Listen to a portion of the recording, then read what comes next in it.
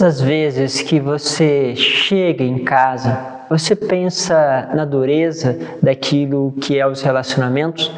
Você pensa o quanto você pode amar a sua família?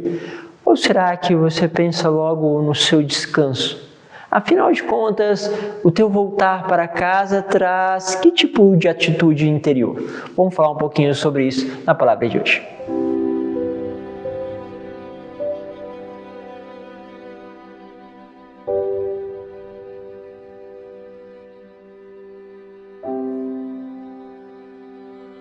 Em nome do Pai, do Filho e do Espírito Santo. Amém. Vamos começando agora o mês de dezembro. Olha como passa rápido o tempo. Nós vamos chegando ao último mês do ano e já estamos daqui a pouco dando as boas-vindas do 2023. Sem dúvida, temos todo um caminho aí a agradecer a Deus por percorrer com a palavra. Lembro que vocês que estão chegando, podem sentir à vontade em todo o conteúdo do canal, se inscreva para que não possa perder nenhuma nova notificação, nenhum conteúdo que vai sendo feito aí justamente para você. Também temos os grupos de WhatsApp, de Telegram que podem ser encontrados aí na descrição do vídeo. Quero pegar com vocês hoje o Evangelho de São Mateus, capítulo 7, versículo 21, depois versículo 24 ao 27. Diz assim: Naquele tempo, disse Jesus aos seus discípulos: Nem todo aquele que diz Senhor, Senhor, entrará no reino dos céus, mas o que põe em prática a vontade do meu Pai que está nos céus. Portanto, quem ouve essas minhas palavras e as põe em prática é como um homem prudente que constrói sua casa sobre a rocha. Caiu a chuva, vieram as enchentes, os ventos deram contra a casa, mas a casa não caiu, porque estava construída sobre a rocha. Por outro lado, quem ouve essas minhas palavras e as não põe em prática é como um homem sem juízo que constrói a sua casa sobre a areia. Caiu a chuva, vieram as enchentes, os ventos sopraram e deram contra a casa, e a casa caiu e a sua ruína foi completa. Palavra da salvação. Olha só que interessante, né? Olharmos para este texto, sempre que eu leio, eu faço lembrança de um testemunho, né, que vivi. Nós comumente saímos da evangelização, né, da Fundação Casa, e íamos evangelizando dentro dos ônibus, né? E por quê? Porque houve todo um processo onde Deus nos convidou a evangelizar também dentro dos ônibus. Então íamos lá na frente, dava um testemunho, depois do testemunho orávamos para as pessoas que estavam dentro do ônibus, e quantas pessoas fazem essa experiência. Mas muitas vezes Deus até nos surpreende, adianta para nós, né, situações. Então nós estávamos ali no terminal Princesa Isabel, para quem conhece São Paulo, estávamos voltando para casa depois da evangelização na FEBEM, agora atualmente Fundação Casa, e aí nessa volta estávamos ali juntos, esperando o ônibus sair. Dentro do ônibus chegou um homem, e esse homem falou assim: vocês são cristãos? Vocês podem orar por mim? E ele fez essa palavra, disse essas expressões para a gente, foi um pouco assim, né? Não, claro, nós somos cristãos, nós somos católicos, podemos sim orar para o Senhor. E eu creio que naquele momento ele imaginou que nós iríamos pegar a intenção dele, anotar e depois levar para a celebração, para a Santa Missa, rezarmos em casa. Mas não, nós falamos assim: podemos rezar para o Senhor agora? E ele ficou meio assim, afinal de contas estávamos dentro do ônibus, mas ele aceitou.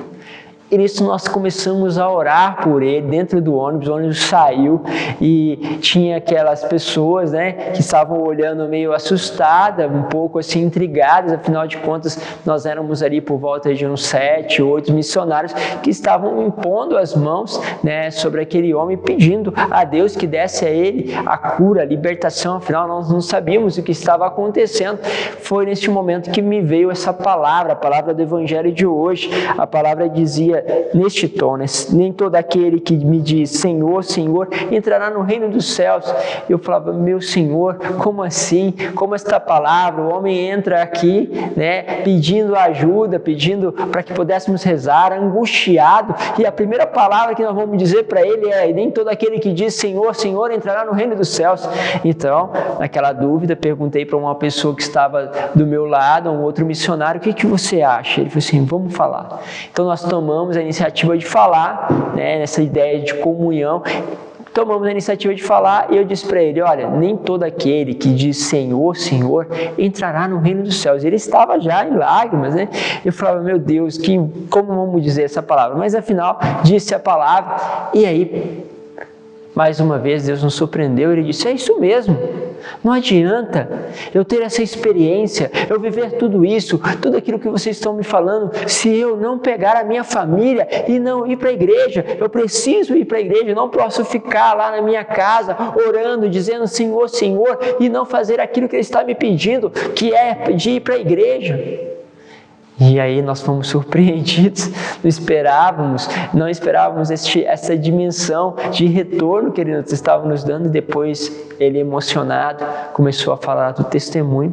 Tinha saído de casa, pegou a mulher em adultério, então saiu transtornado de casa, a situação muito difícil. Então ele tinha decidido que iria voltar em casa, iria tirar a vida da esposa e tirar a sua própria vida.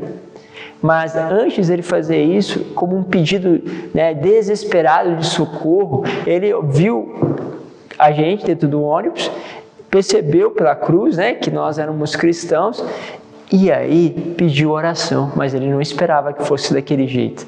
E ele falava assim, né, olha, agora eu estou voltando para minha família, não para destruir, mas para começar a reconstruir a minha família. E aquilo foi muito forte. Depois outros missionários tiveram a oportunidade de encontrar, porque ele realmente voltou para a igreja, até chegou um dia e a missa que nós tínhamos lá na época, né, no Botuquara. Então você percebe como Deus é. E aí eu coloco este questionamento para você. Muitas vezes você, falamos muito o nome do Senhor, chamamos o Senhor, clamamos o seu nome, mas quando nós chegamos em casa, nós estamos indo para reconstruir a nossa família ou ser aquele que se escora na nossa família? Ser aquele que quer somente o seu lugar, quer as coisas do seu jeito, do seu modo? Você vai para a tua casa pensando em fazer o quê? Em descansar, em amar, em encontrar com aqueles que Deus te confiou? Ou você vai até para casa com um peso? E hoje Deus está te dizendo, volta na tua casa todos os teus dias para que você possa reconstruir a tua casa. Porque a tua casa tem que ser a casa do Senhor e por isso ela deve ser alicerçada sobre a rocha, porque senão ela vai ser alicerçada nas coisas do mundo. Porque à medida que nós buscamos o que o mundo oferece dentro das nossas famílias, o alicerce vai ser este mundo da qual o sopro, onde tem as dificuldades, aparecem os sofrimentos e a casa então cai. Pense um pouquinho sobre isso, que Deus abençoe. Eu quero de modo especial também pedir a bênção de Deus sobre você e sobre a sua família. Que Deus Todo-Poderoso e Misericordioso possa lhe abençoar e abençoar a sua família. Em nome do Pai, do Filho e do Espírito Santo. Amém. Vamos lá e vamos reconstruir também a nossa casa.